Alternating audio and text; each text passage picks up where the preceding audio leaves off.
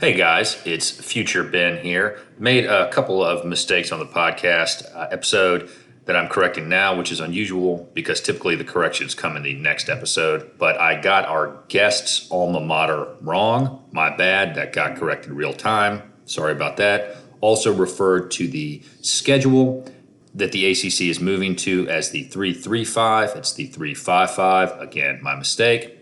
And last and final, there will be another appearance from Future Ben later in this episode when he reveals the guest pickers score and projected winner of the Duke Georgia Tech game.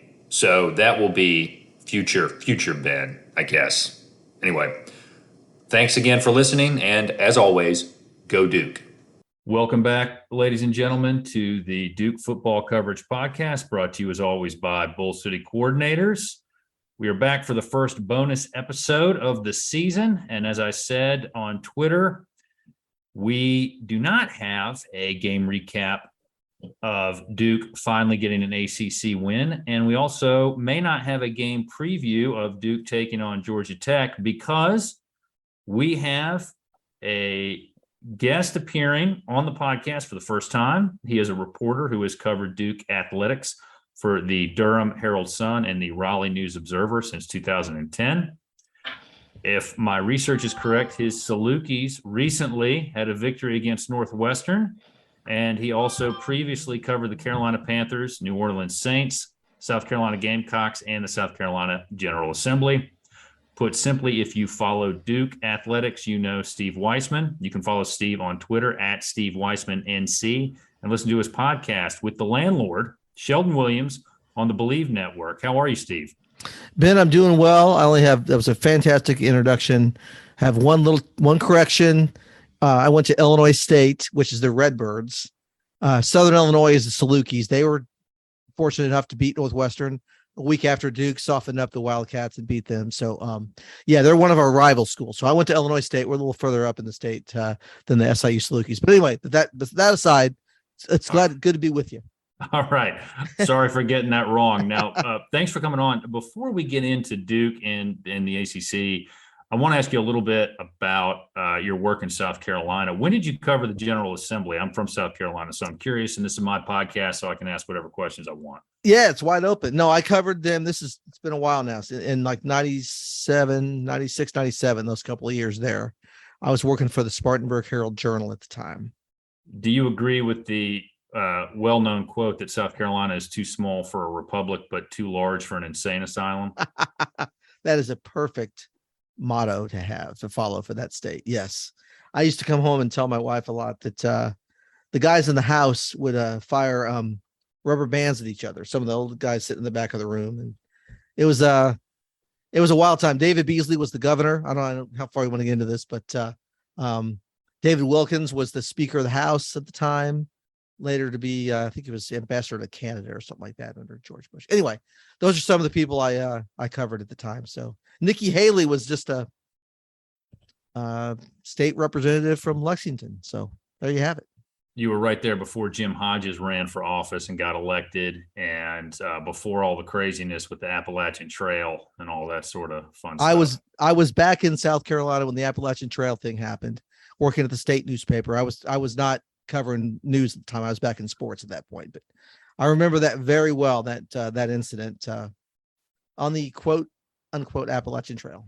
Well, he had made Governor Sanford had made a lot of enemies who were ready to get back at him for bringing the farm animals onto the House grounds, the General Assembly grounds. But we're getting way far afield. Talk to us a little bit about how you got into reporting and how you ended up in the Raleigh-Durham area. Yeah, so it goes back to I grew up in a small town in central Illinois, and I was always I had two brothers and a sister. We're a very sports-minded family. Made the trek to St. Louis quite a bit to see the Cardinals play. That was our family team growing up and everything. Baseball Cardinals, of course. I like to write a little bit. I had a teacher at one point say, maybe you ought to think about this as a career or maybe a sports writer or whatever. and kept that in the back of my mind. So I went to school at Illinois State, studied journalism and mass communications, that kind of stuff. So that's how I got into the business. I worked at the paper in Bloomington, Illinois, when I was in school. And then when I graduated, a week after that event, after my graduation, I was covering a track meet for that paper, and it snowed on May the 17th, which is rare, but it does happen sometimes in the Midwest. And I said, it's time for me to live somewhere else. So I started looking for jobs in warmer climates. I came to North Carolina. I worked in Hickory. I worked in Charlotte for a while. Then, went to Spartanburg and covered the legislature for a little bit, covered the Panthers for them.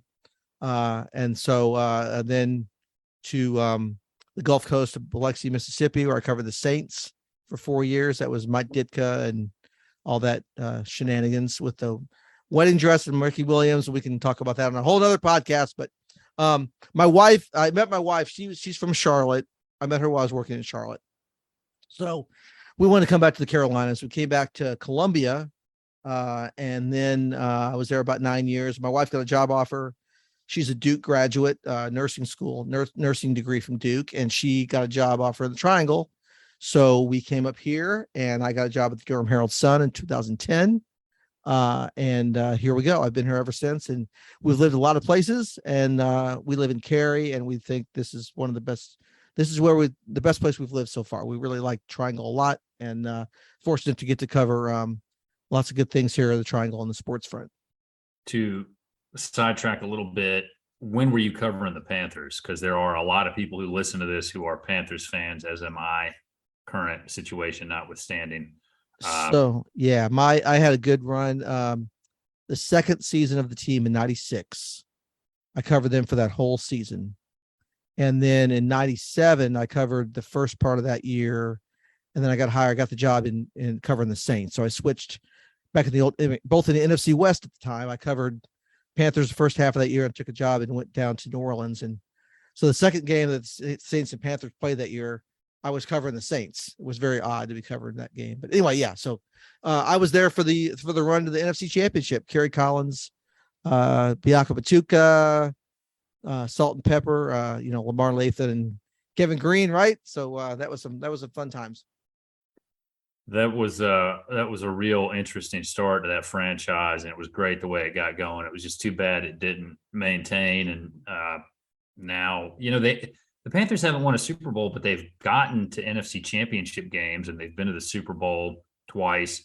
They're a pretty good franchise, current situation notwithstanding. But yeah, we won't dwell on that too much. One thing I want to ask you about, because I know you're doing the podcast with Sheldon Williams, and I want you to talk to us a little bit about that. But I'm just curious, with the proliferation of the sports, I don't know if journalism is the right word, but I guess you could say people like me who just kind of do commentary on a sport that you may cover or a team that you may cover as a hobby.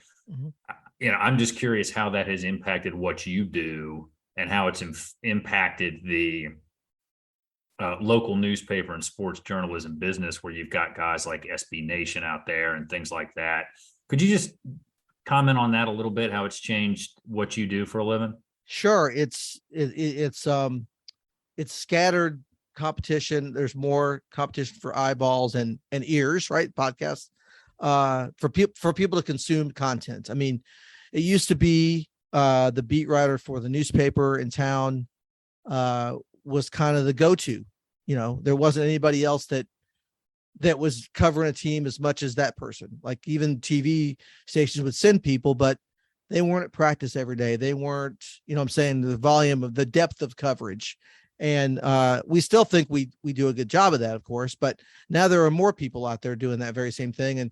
And now, as newspapers have shrunk and the industry has gone through some contraction, some of that's been picked up by SB Nation. You mentioned a lot of the websites, things like that. The podcasting sphere alone is just, exploded in the last 5-6 years here. Even a guy like me has a podcast, so that tells you how it's grown. But the way it changed our business is, there's more. The competition is out there, and we we have to even more show that what we're providing is at a higher level maybe than anything else. And we always want to be thought of as doing, it's like anything else. You want to be the best at what you're doing, right? So that's our challenge. And in a lot of ways, it's a lot harder than it used to be, frankly, because there's more people doing it. Well, it is very helpful for what I do, because I'm one of the things I like about you guys, Jim Sumner, the Duke Football Talk Section 17 guys, is you guys are there every day. And I can hear stuff from people I may know or have connections with at the program, but I'm not there to either talk to people during press conferences. I'm not there to see a lot of the practices because I'm 3 hours away, but it is helpful, very, very helpful to read everything that you guys put out there, because you all are a lot closer and it makes us more informed. Not saying that people shouldn't go to my site. I'm just saying you should also read Steve's work, and you should read the guys who are there. Jim Sumner's got a really good Substack out there for you folks to read. And it really does make you a lot more informed and gives you kind of that pulse of the team in a way that, well, and we'll get into this later, but maybe you couldn't get the last couple of years because it was a lot more buttoned down. So that's my plug for you guys, at least. Well, I appreciate that. And yeah, and it was buttoned down. I mean, obviously the pandemic, made that happen. And, with what was going on with the program, there wasn't a lot of people wanting to talk about what was going on because it was so bad, right? The product on the field was so substandard. And so, yeah, it's been good. Now, I mean, I'm not going to, David Cutcliffe was enjoyable to work with from my point of view. I don't want to push him aside by any stretch. I mean, he did a lot of great things at Duke. I don't think anybody can argue with that. And he was a good person to work with, and that relationship between a beat writer and a head coach. But Mike Elko has brought in just the proverbial breath of fresh air that the change this program needed was just kind of desperate for after the last couple of years when it really, kind of swirled downward. Well, talk a little bit about, and we are, I promise, going to talk more about Duke football. I hate to segue away from that, but tell us a little bit about the podcast you're doing, how it got started, and where we can find it. I've listened to a fair amount of it. I enjoy it. It's interesting to hear the guys you have on. You've had Emil Jefferson on, and of course you got Sheldon Williams there. Talk to us a little bit about that.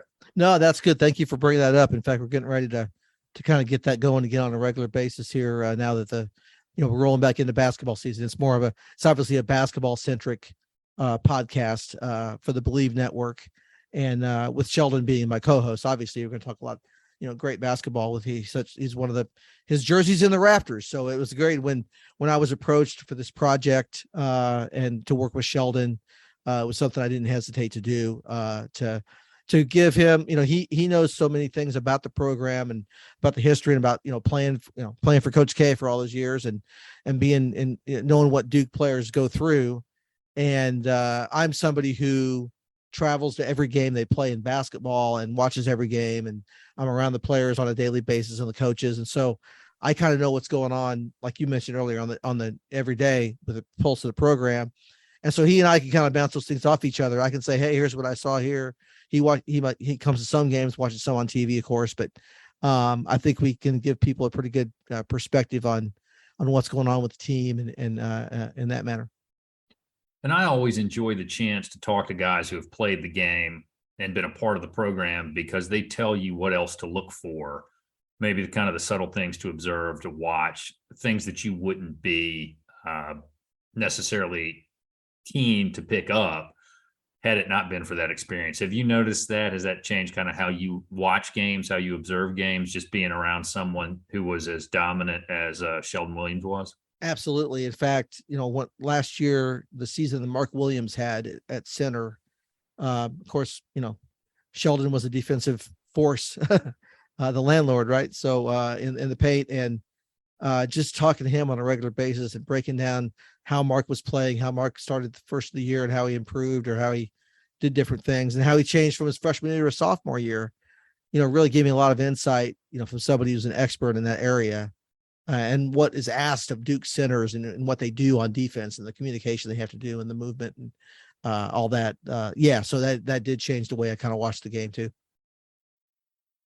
Well, let's switch gears to Duke football then. Not a great segue. I apologize for that. I was not a journalism major. I'll work on it. I'll get better. Duke football, huh? 4-1. Already more wins than either of the last 2 years. If they happen to beat Georgia Tech this Saturday, they will have matched the win total over the last 2 years combined. And we're not even to the first basketball game. So that's quite a job. And a lot of people have me on the offseason talking about Elko and what could be expected of this year's team. And I was very conservative with thinking, if they can win 4 games and be competitive, that would be a heck of a start, because they weren't that the last 2 years. They got blown out. Everybody here knows what I'm talking about. They were very lopsided games, and a lot of games in second, it was over at halftime. So I thought they needed to kind of walk before they could run. And I knew how poorly the team played the last couple of years. I didn't think they would be this much better, and they are. I've been proven wrong by that. I underestimated the impact that the new staff could have, and they're playing they play smart football now, and that makes a big difference. They don't beat themselves with a lot of penalties or turnovers, especially. I know we're talking about that a lot, but turnovers is the main thing. There's still some problems. I mean, this isn't a team that can challenge for the ACC championship. I don't think they play Clemson or something like that. It'll be hard, but they've made a lot of progress to where, a bowl game is a reality. It's a realistic thing they could shoot for now. They'll need to win 2 more games. And I know I didn't think at the start of the year. I don't think a lot of people did. There were a couple of people, myself not included, that projected a bowl game.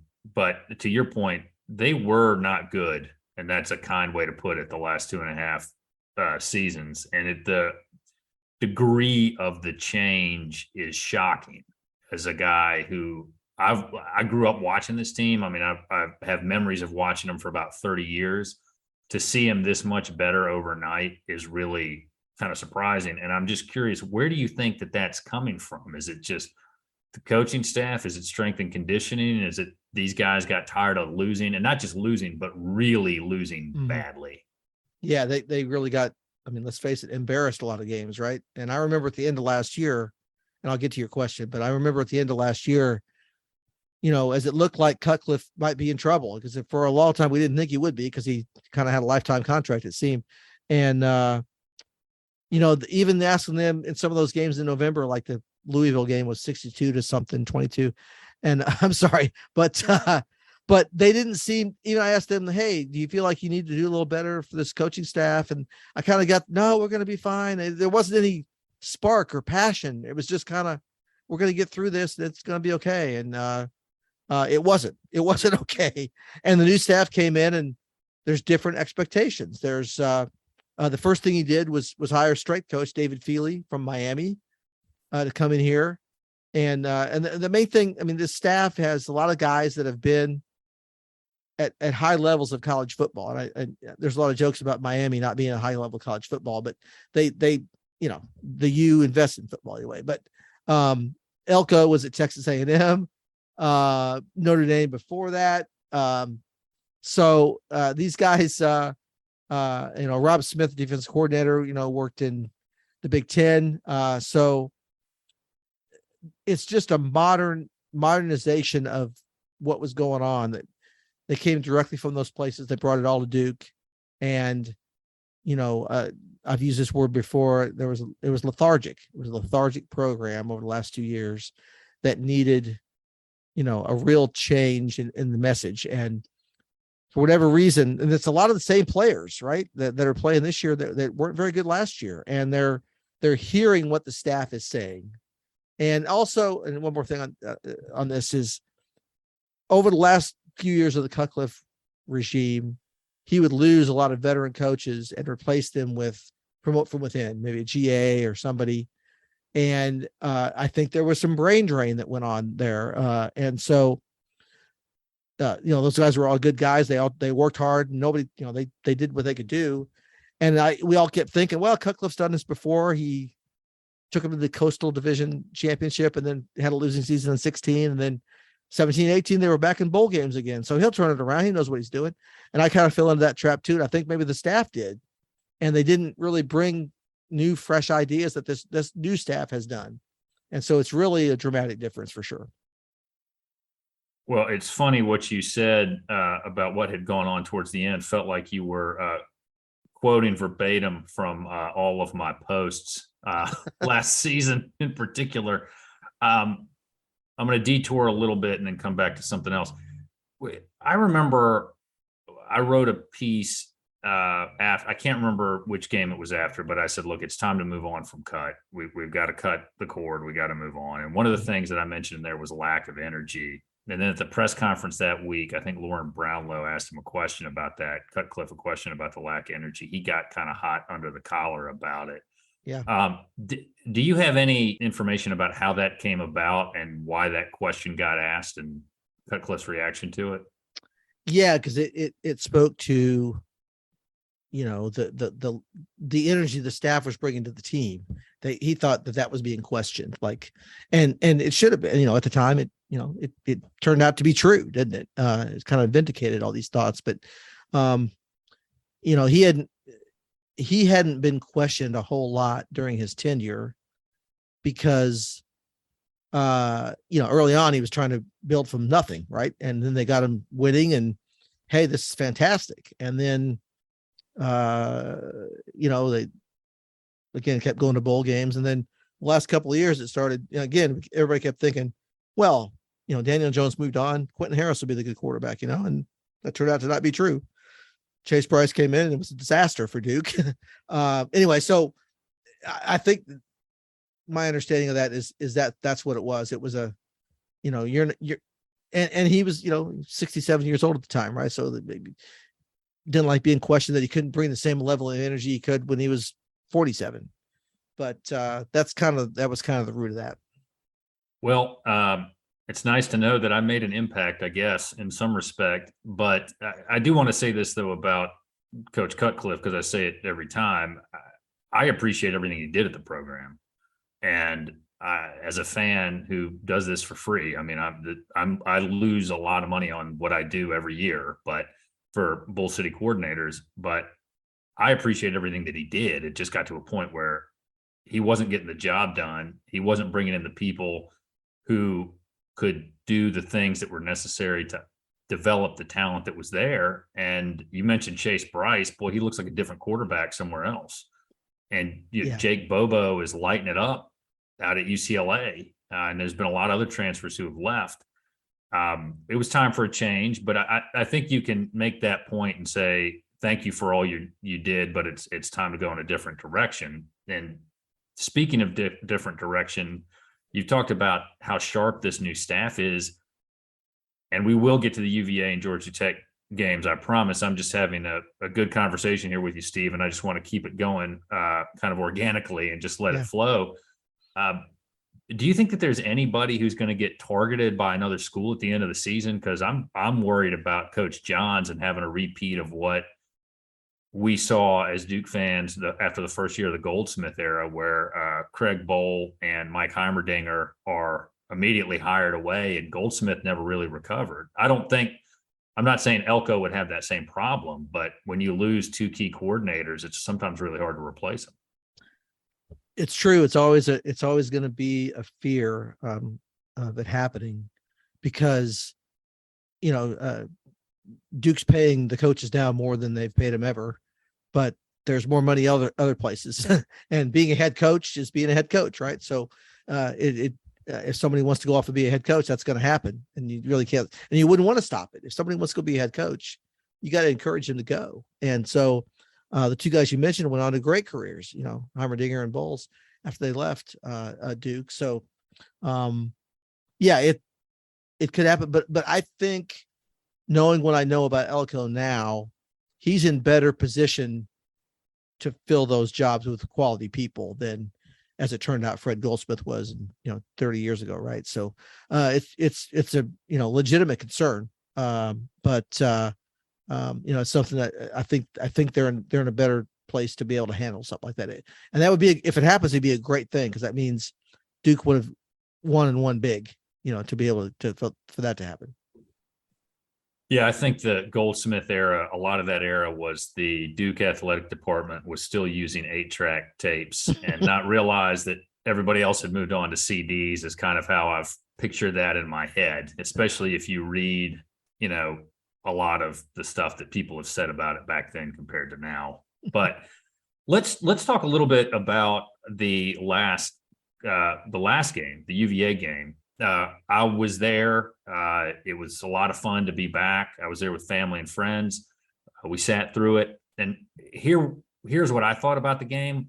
It wasn't like Duke did anything particularly great. They just physically were more imposing and hungrier and angrier. You saw the thing with the O-line. The player on the O-line in the first quarter, I think, got furious at the UVA player for the hands of the face penalty. And yeah, I mean, he was fired up. And I was talking to a buddy of mine who was a Virginia Tech fan, came to root against UVA. And he said, I've never seen Duke be more dominant on the line in the last couple of years, both lines. That was my thought about the game. I'm not saying that the guys did things poorly. I just thought it was just kind of, maybe it was the weather, not a great offensive performance, but it was just, we're not going to out scheme you. We're not going to out necessarily smart you. We're just going to impose our will upon you, was kind of what I thought watching that game. And that hasn't happened for a Duke football team in a long, long time. I mean, I think back, there was a game in 2013. You'll probably remember this, when they beat Miami at home. And I think they rushed for, 300 and something. It was some incredible number. It was near the end of the season when they looked like they were going to be able to win the Coastal. And I mean, I know they've done it a couple times since then, but that's the one that jumps out to me that compares to this one, where, you're playing a conference opponent that normally recruits pretty well. And Duke, of all people, right, imposes their physical dominance on somebody else on both sides of the ball, like you mentioned, not offensive line, but defense too. With a lot of they batted down 5 passes, the defensive lineman did on Armstrong, and we know how much how much the running game did. The weather played a role in that, because they knew they were going to have to, the passing game was going to be a little dicey with it being wet and rainy, so they planned on, we're going to establish the run and go with it. And but boy, they were really strong, and they were angry. They played angry. I know that some of the comments that Tony Elliott made during the week about, I picked Virginia over Duke, resonated in the Duke locker room. I'll put it that way. It meant something to them that they would never say it on the record. Of course, they're going to try to take the higher road, but I know that that's something that may have fed into that hunger, and you hope they can obviously replicate it in other games when that isn't the case, where it's an outside factor. But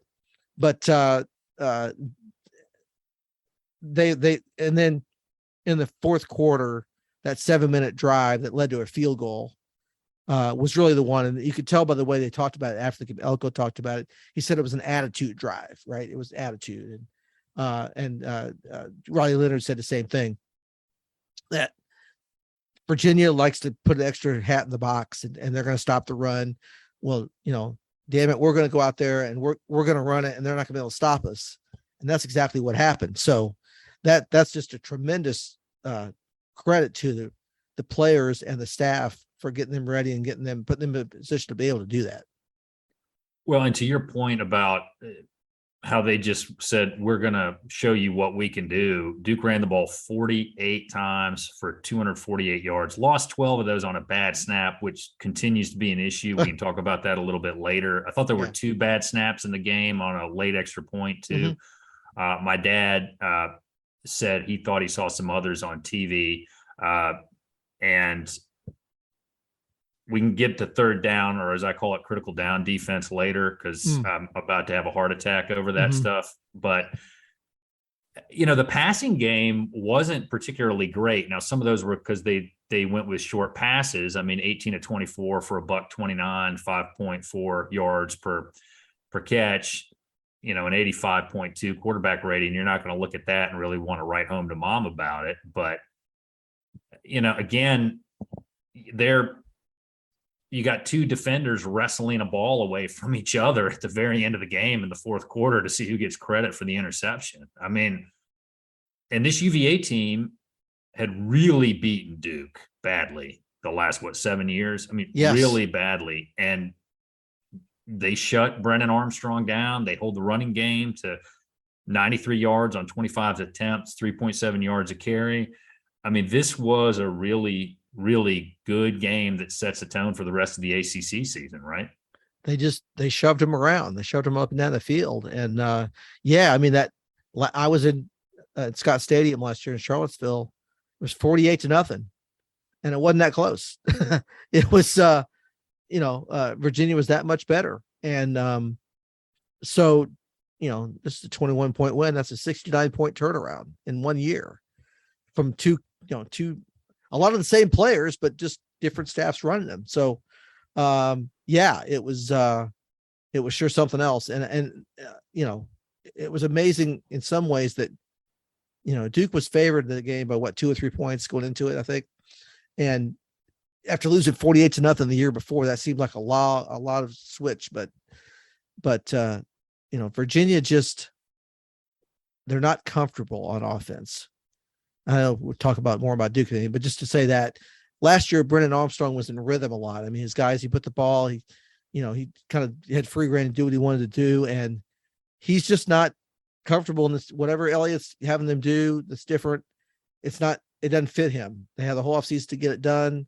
Their offensive line isn't very good. That's one thing. They have trouble there. But it's not like Armstrong's getting hit on every play. Even before the Duke game, he wasn't getting sacked on every play or pressured. It's almost like Happy Feet a little bit. He's just not putting the ball right where it needs to be. Or if he does, sometimes the guys drop it. It's the same great receivers they had last year. So it's fascinating to see how they play. And, I don't see them. I don't know how they can fix it during the year. I think they're in for a long year up there and trying to get this adjustment to Elliott. And I want to ask you a little bit about that.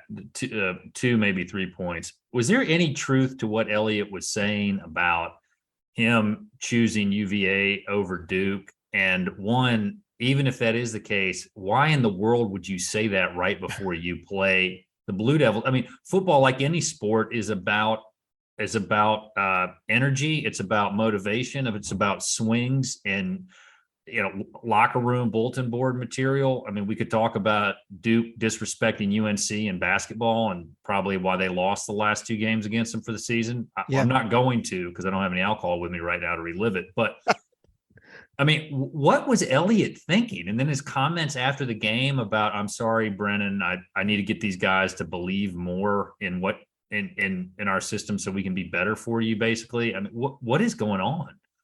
Yeah, and I think he said, Duke didn't do anything special. We beat ourselves, kind of thing. And it goes back to what you said earlier. No, Duke didn't do anything special. They just ran the ball down your throat. I mean, that's the game.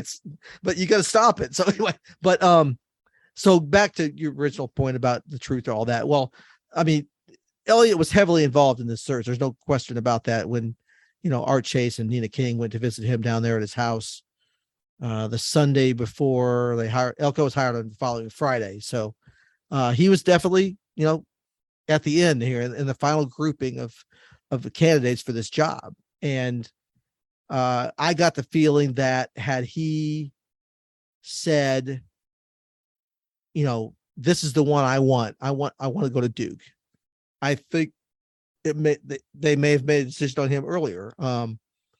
Just knowing how much they liked him. They liked him as a candidate. But Elko, it wasn't like there was a huge gap between Elko and Elliott. They liked Elko just as much. And so when Elliott started, he was always involved with Virginia, but there was a time there where he wasn't their prime candidate in their search. And it looked like it, I thought he might be coming to Duke. And then he started getting more involved with Virginia, and Duke was like, okay, well, we like Elko. It wasn't like they were settling. They liked him just as much. So it was a good bet for Duke. Was there ever a formal offer? No, not to my knowledge. But he was so involved, and there's some of that semantics, right? Like was there ever a formal like contract offer here? Here it is. But there's talking like, hey, if you come here, this is how much you'll make, that kind of thing. So we all go through that in all our lives with job opportunities and things like that. I did talk to some reporters in Virginia who were at the press conference Elliott had last week leading into the Duke thing. And because at one point he said, hey, I would have wanted to hire Elko as my defensive coordinator here at Virginia, which he was never going to take that job from A&M. It would have been a pay cut. First of all, if he was going to stay at DC, he would have stayed at A&M. And some of these reporters said they got the feeling that Elliott, when he said the thing about picking Virginia over Duke, he was trying to talk up Virginia. He was trying to say, I think you guys are really good. You have a big future. You have a past. You have some history in football. And then he never surprising. He never realized that would be taken wrong by Duke people. He never put that together. And, that's his fault. He didn't see that. And so then he tried to make up for it by saying, hey, Elko's so good. I would have hired him as my defensive coordinator, trying to pump up and say nice things about Elko. And then that kind of backfired because that's kind of a slap. Why would he want to do that? He was better than that job when he was at Wake Forest and Notre Dame. Before he went to A&M, was better being Virginia's defensive coordinator. So anyway, that's some of the background of it that I understand. And Duke's doing their own thing, and they're a lot better than they were last year. But that was a very satisfying win, and especially the way it went down. Especially making that comment about how UVA had more tradition than Duke. I thought that was just, I don't want to say amateur hour, but it was not the kind of comment you need to make going up against them right. The following week, especially. It's not like UVA's looked good at all this season. No. And he originally said that last year when he was at his introduction and all that stuff, like, hey, Virginia's got, they had 1990, they were number one in the country for a while.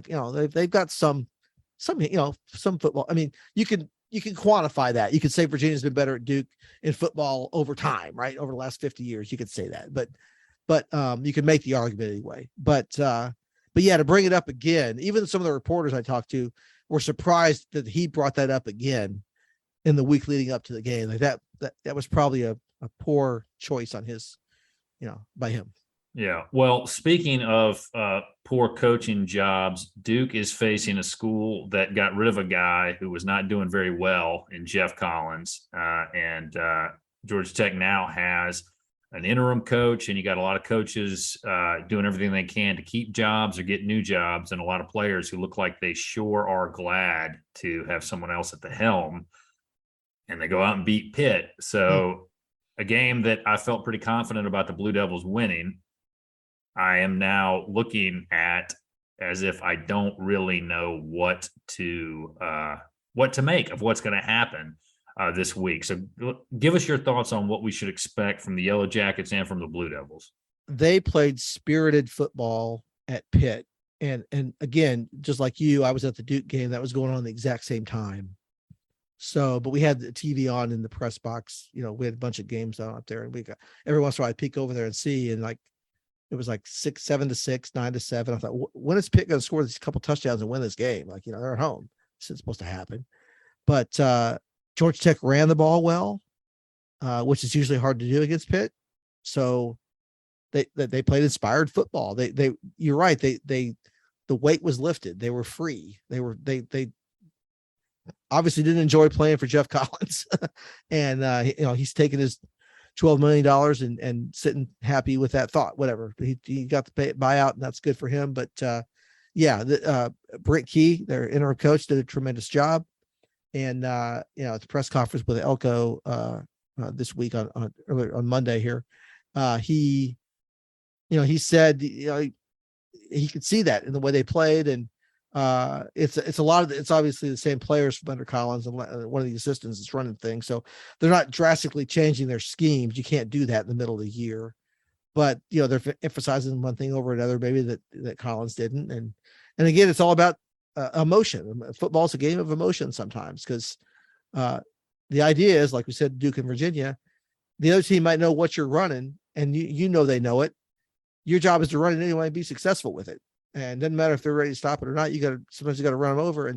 And Georgia Tech did some of that to Pitt, which is a real shock. And so as to what I expect this week, that, this will be their first home game since the coaching change. And so they're going to be, loving that in front of their home crowd with some momentum going here. Duke, I think they're still favored. I think, at this point, the way Duke's played, they should win the game. They just, it's all about turnovers and keep continuing to protect the ball as well as they have. And that's what hurt Pitt last week was turnovers against Georgia Tech, and Georgia Tech did a good job forcing them. So Duke's going to have to be good on that front. To your point about Duke needing to take care of the football, Jeff Collins seems to have accumulated some level of talent there over the years. He may not have gotten a lot out of it. And last year, Georgia Tech won a close one. I kind of think of it as Duke lost a close one Right. based on some decisions right at the end of the game defensively. But what should we expect as far as closeness of the game? I don't really get the sense this is going to be a runaway blowout, but the way the Blue Devils start each half, maybe that's possible. Yeah, again, if they can, they've started very quickly every game except Kansas, right? That's the only game this year they've even trailed was Kansas. So they've done a good job of when they get a lead, they keep it. And I know Northwestern, it came down to the very, 1 yard away from not keeping it, but they kept it. They know how to, Elko said it, game control. They know how to control a game. When they get a lead, they control it and do that. So if they can jump out again, you got a team here that is in some turmoil because of what happened. And that's what I kept thinking about Pittsburgh last week. If they would have gotten the lead, I think they would have, they would have been able to hold them off because that's the type of season Georgia Tech's had. So if Duke can do that, if they can jump out, 10, 14, whatever, 14-point lead, like they have in most of the games this year, they'll take the crowd out of it. And, I think they can keep them down. But it's easier said than done, but that's kind of what they've done in most of the games this year. Hey guys, it's future Ben. As we started last week for the Virginia game, we are continuing with a guest picker for the score and winner of the Duke Georgia Tech game.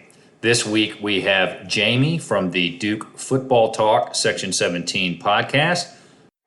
He is taking the Blue Devils by a score of 34-14 over the Yellow Jackets. Thank you, Jamie, for participating, and big shout out to all of the Section 17 guys for all of their work on Duke football and all the great content that they put out. Please go visit their website, dukefootballtalk.com. Check them out on Twitter at Duke F as in Foxtrot, B as in Bravo, Talk, Duke FB Talk. Thanks a lot to you guys, and thanks for Jamie for being our second guest picker of the season. I'm going to take Duke 31-17 in that one. And I think Vegas had it.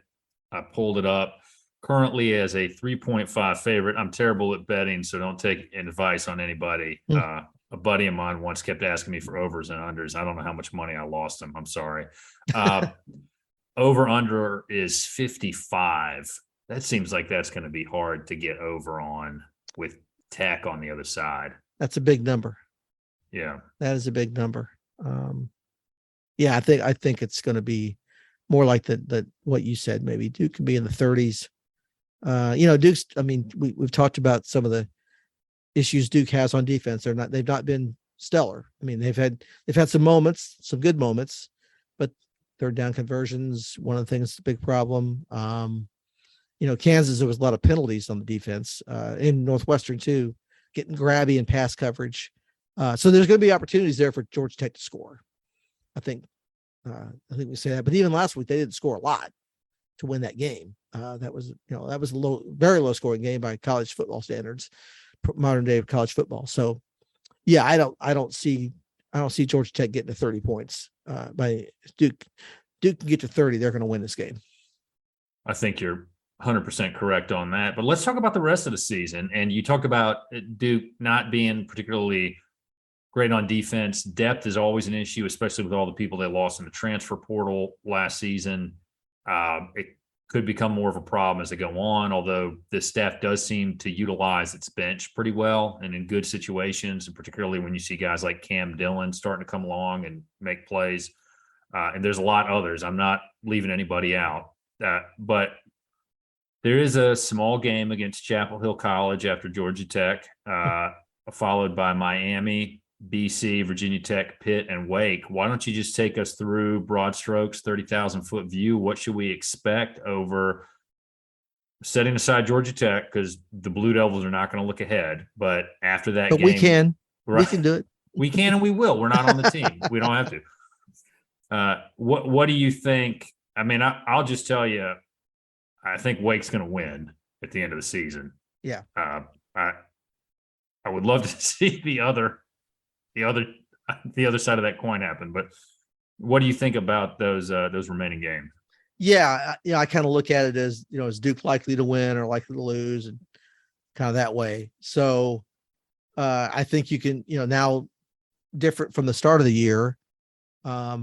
Virginia Tech is a likely Duke win now, given the way they're playing. Boston College is a likely Duke win. If they can take care of Georgia Tech, then that gives you 7 wins, right? You're going to a decent little bowl at that point. Even if you lose, to Wake, I mean, Pitt's on the road. They had a game last year. They lost to Western Michigan, right? And then I'm talking about Pitt, and then they won the ACC. So they have a game every year where they just kind of trip over themselves. Maybe that's what the Georgia Tech game was. I don't know. I think they're better than that. So I have a hard time projecting that as a Duke win at this point today. But it's, that's Carolina's going to be a toss up. I mean, Drake May is really good. And I think that's going to be hard for Duke to stop, but Carolina's got a lot of trouble on defense too. I know they just shut down Virginia Tech, but that's Virginia Tech and they're not very good. So that's, we talk about point spreads. That's going to be an over game. That's going to be like both teams could be in the 40s in that Carolina Duke game. So take the 100 if it's over under 100. Take the 100. Right on.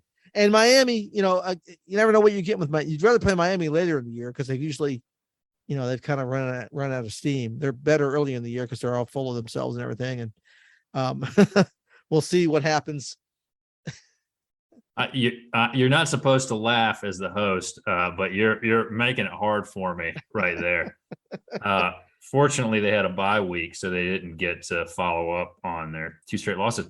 I mean, this is not a Miami podcast, but I have been adamant that getting rid of Manny Diaz may have been a mistake because they were real close to 10 wins last year. Yeah, I say that a lot, and I've talked about it before. This team does not look as good as what we saw last season at this point, I think, for Manny Diaz. I mean, I when the hire got made, I said, look, everybody likes Cristobal, but if he struggles, he could get in trouble fast, because if you look at, when you make a coaching change, you have to look at trends. Is the program trending up? Is it trending down? I think that's what Duke did wrong with Goldsmith when they got rid of him, because he had a lot of close losses his last season. And then we went into a period that just, I don't think we played football for a little while. I don't remember it. I don't remember what happened real well. I'm just going to assume there were no teams. But he could be running himself into a little bit of trouble, I think. Yeah, because they lead the league in expectations every year. So they were pretty good, right? And they thought we're going to go for great. We're going to hire, Oregon's coach is going to come here, an alum and all that stuff. And we're going to throw all this money in the program and NIL money and all that. And boy, they just don't. Tyler Van Dyke, we talked about Brennan Armstrong not being the quarterback he was last year. Tyler Van Dyke isn't the quarterback he was last year. And every week now, the weekly press conference with Cristobal before a game is like, yeah, he's still our quarterback. That's where we are with him. And that shouldn't be, given how good he was last year as a freshman. He's regressed. And just we give the Duke staff credit for the improvement that's going on here. You have to look at the staff and say, how did you break Tyler Van Dyke? What did you do? And again, I don't know if they can fix that during the season or not. It seems unlikely that you can have a drastic turnaround to get that fixed. So they gave up, Middle Tennessee ran them off their home field, which should not happen at all. The 2000 Miami fans must have been really disappointed. But looking at the rest of their schedule, I wouldn't say North Carolina is a guaranteed win for Miami the way North Carolina can score. And Virginia Tech is a likely Miami win. Duke, I think Duke could beat Miami. Sure. I don't think that would surprise anybody. I like the way this team is playing. And I know, guys, I've been very much of a dour realist. I really do like the way you guys are playing. I just, it's hard for me to ever be optimistic after what I've grown up on. I mean, to go back to what we saw against Virginia, Virginia had a lot of dumb penalties on that first drive that led to the touchdown, and Duke capitalized on them. There were times where it wouldn't have mattered or Duke would have settled for a field goal. This team just feels a little different. And I think Duke certainly can beat Miami. Miami ought to beat Virginia, but I think Florida State has the edge over Miami. Yes. I think Miami ought to beat Georgia Tech, but I don't see the last two games of the season for the Hurricanes or Clemson and Pittsburgh. I think they come out of that with 2 losses. Right. And so that's not a Coastal. That's not a team that's going to win the Coastal. There's no doubt about that at this point. And they were picked by a lot of people. Season. Right. Maybe a different season, but not this one. Yeah, because a lot of people, bought into the U is back hype when the year started, and that's happened a lot in this league, and they've only delivered 1 Coastal Division championship. So that seems like a fool's errand. Well, I think you're right, and I think Miami's one of those teams that's got to go out and prove it. Now watch him put this interview on the bulletin board, and then we have to apologize to everybody. Sorry, guys. But you shouldn't have lost to Middle Tennessee, and we wouldn't be saying this. But they, Hey, you know what? When you go in, you go Steve Wiseman. You go all the way, right? You just no. Let's just look at the remaining schedule. Georgia Tech, if Duke wins that, they're at 5. If they beat North Carolina, which, like you said, is a toss-up, I think we have to be. I mean, it's a rivalry game with meaning. But if Duke wins, they're at 6. And I don't think this is the kind of Duke team that's going to let up after 6 wins. I think they're going to keep the foot on the gas and keep going. They could beat Miami. That's 7. BC, Virginia Tech, that's potentially 9 wins. Now, do I think they get to 9 wins? I'd love it. I'm not going to put money on it. Right.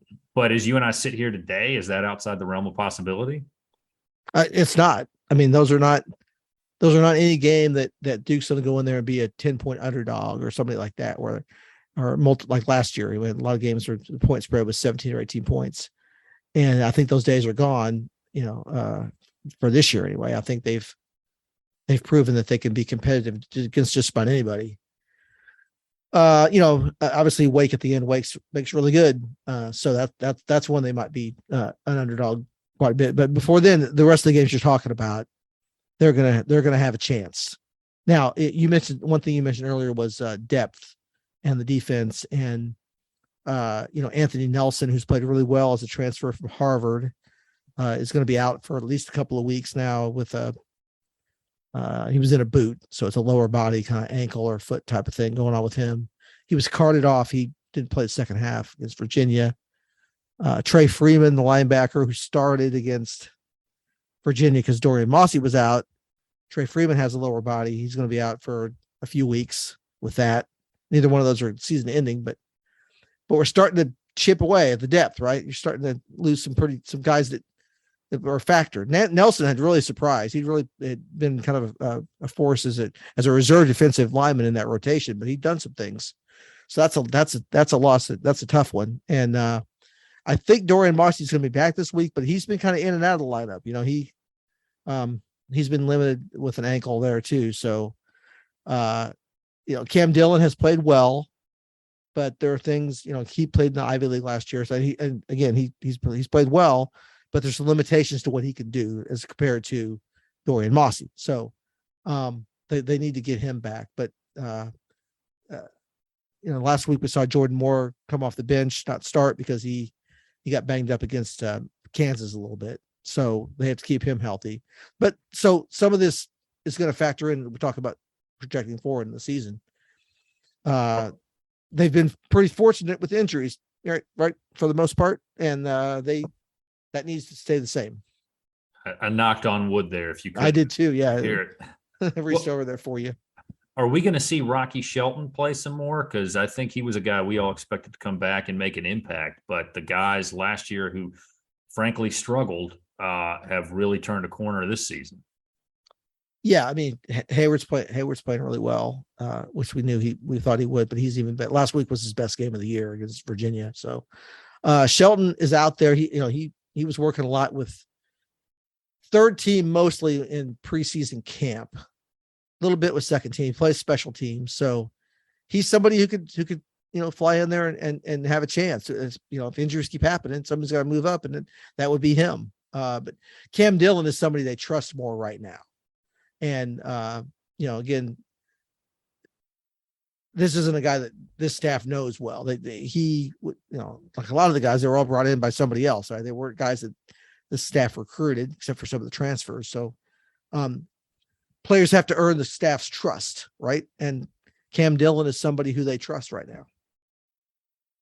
Well, I like Dillon a lot. I like what he's doing. I'm just concerned, as you were outlining all the other people who were injured, if where we're going to see bodies come up. Shelton's the first one that comes to mind. Yeah. On the D line, who do you think might step up if given an opportunity? Well, I mean, Michael Reese has played some already. He might be, get extra snaps he wouldn't normally get. They split it between him and Nelson, so you can get Michael Reese in there doing some things.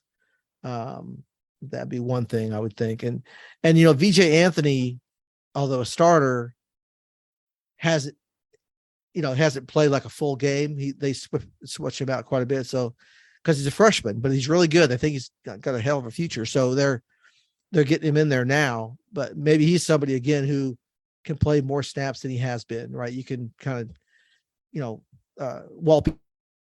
We lost you there for a minute, Steve. Oh, you still got me now?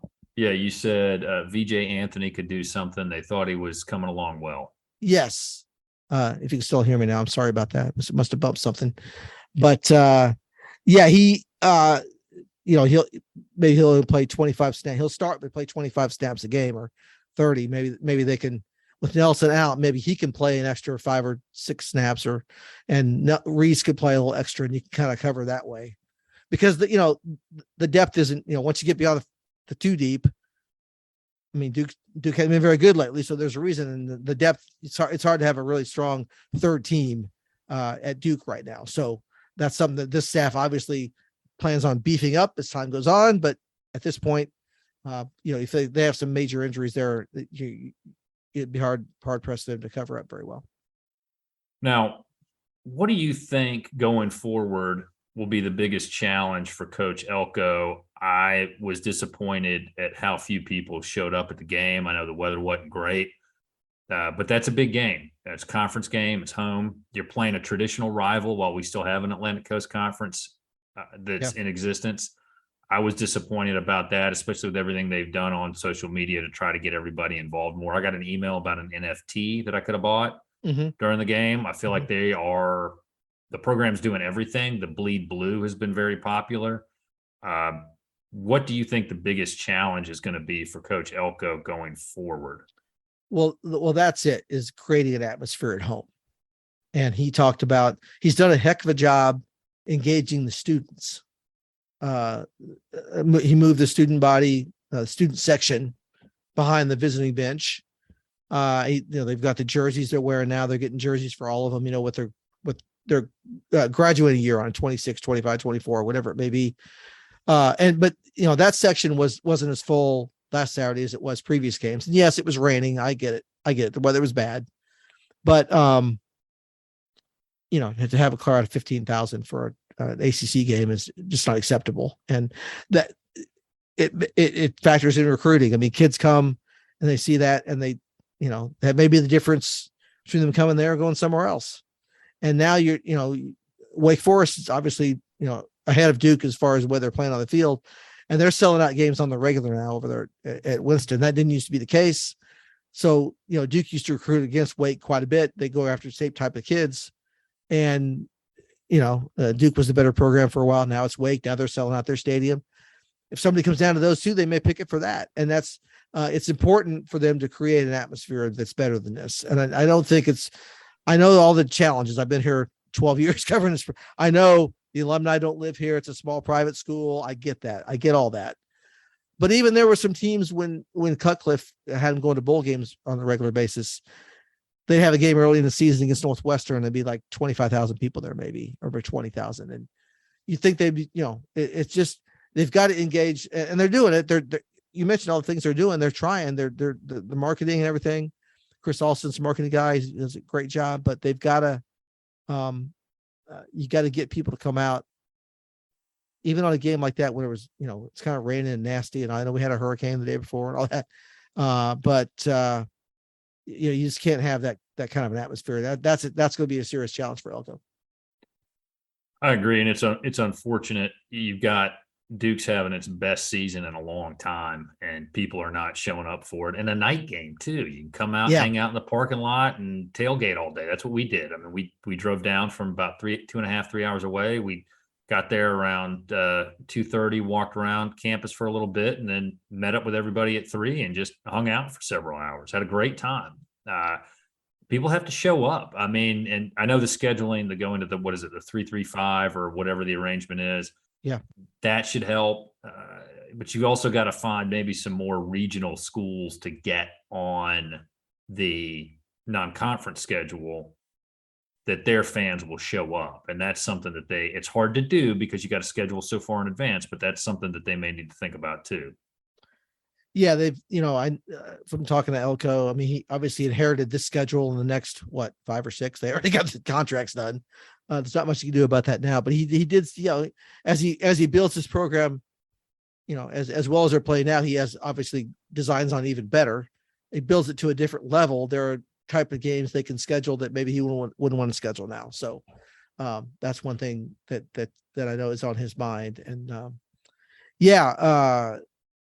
it's just, it's always been a hard thing to get people to come to games. And but if they're winning, especially, I'm sorry, you said about a night game.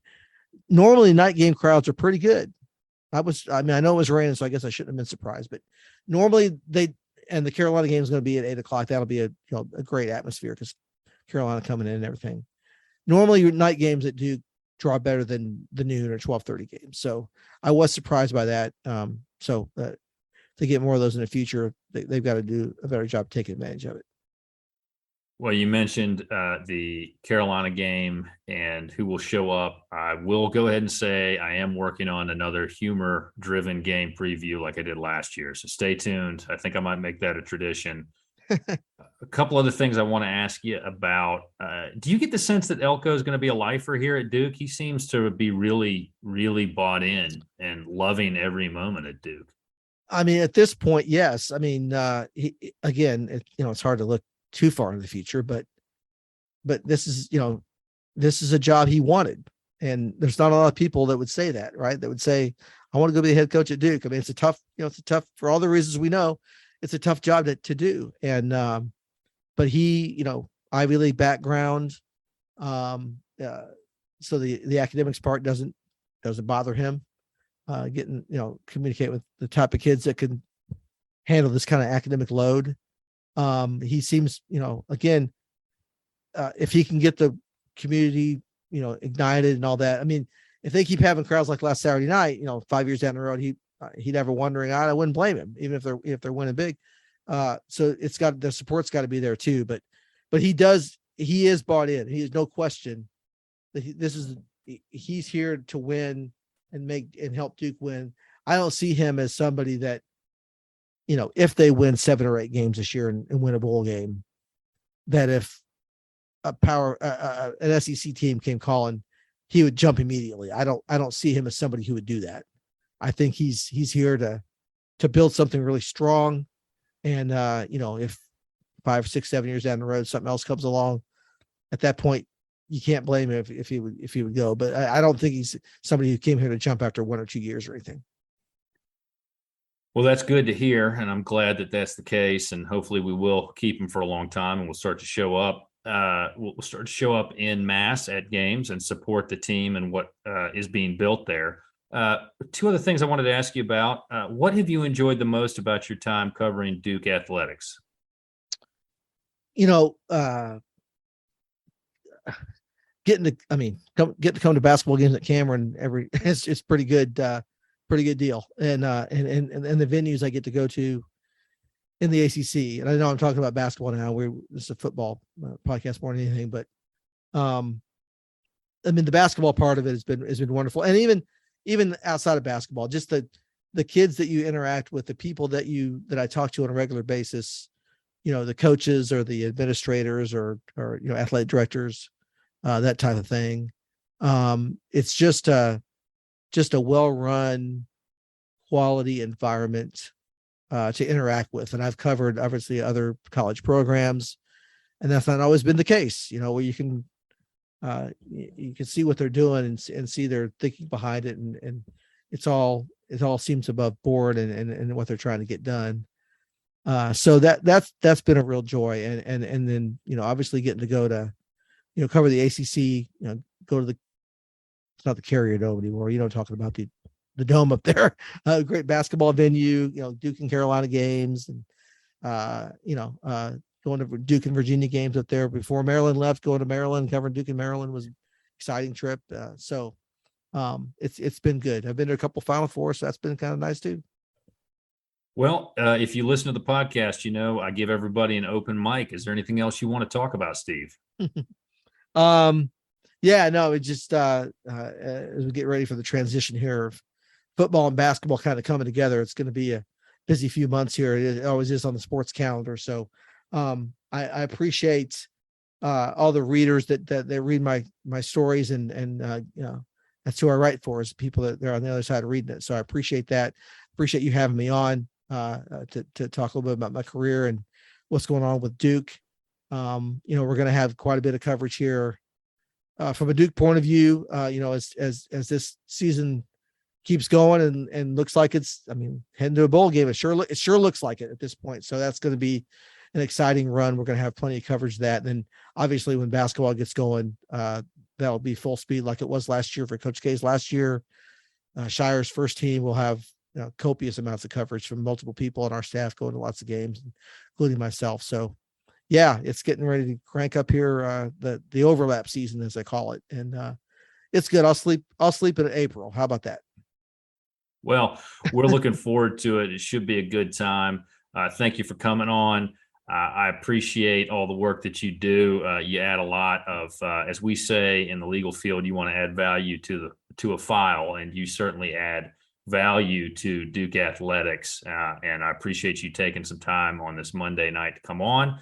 I want to give a shout out to my dad. I know you have a lot of uncertainty right now as the treatment plan starts coming together, but I know you'll get through it, and you got a lot of support, and everybody on all the platforms who have reached out to me about that in response to the post that I did with the message from my kids, dad's grandkids. I appreciate all you guys taking the time to listen to that and then reach out. That means a lot to me, but more important, it means a lot to dad and to mom. And of course, I would be remiss if I didn't say this. Let's hope Duke beats Georgia Tech on Saturday. And as always, go Duke.